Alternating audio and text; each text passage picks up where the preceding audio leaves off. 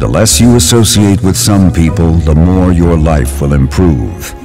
Anytime you tolerate mediocrity in others, it increases your mediocrity. An important attribute in successful people is their impatience with negative thinking and negative acting people. As you grow, your associates will change. Some of your friends will not want you to go on. They will want you to stay where they are.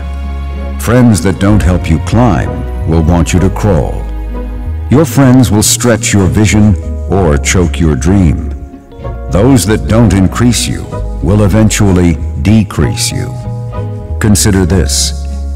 Never receive counsel from unproductive people. Never discuss your problems with someone incapable of contributing to the solution, because those who never succeed themselves are always first to tell you how. Not everyone has a right to speak into your life. You are certain to get the worst of the bargain when you exchange ideas with the wrong person. Don't follow anyone who's not going anywhere. With some people you spend an evening. With others, you invest it. Be careful where you stop to inquire for directions along the road of life. Wise is the person who fortifies his life with the right friendships. If you run with wolves, you will learn how to howl. But if you associate with eagles, you will learn how to soar to great heights. A mirror reflects a man's face, but what he is really like is shown by the kind of friends he chooses. The simple but true fact of life is that you become like those with whom you closely associate, for the good and the bad. Note, be not mistaken. This is applicable to family as well as friends. Yes, do love, appreciate, and be thankful for your family, for they will always be your family, no matter what. Just know that they are human first, and though they are family to you, they may be a friend to someone else and will fit somewhere in the criteria above. In prosperity, our friends know us. In adversity, we know our friends. Never make someone a priority when you are only an option for them. If you are going to achieve excellence in big things, you develop the habit in little matters. Excellence is not an exception. It is a prevailing attitude.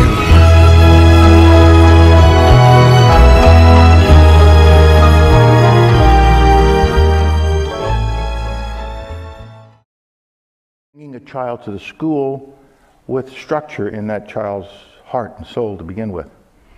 When does the learning process begin? Does it begin in first grade? No, it begins the first time a child in a mother's arms looks up at the mother and says, "Oh, this must be my mother.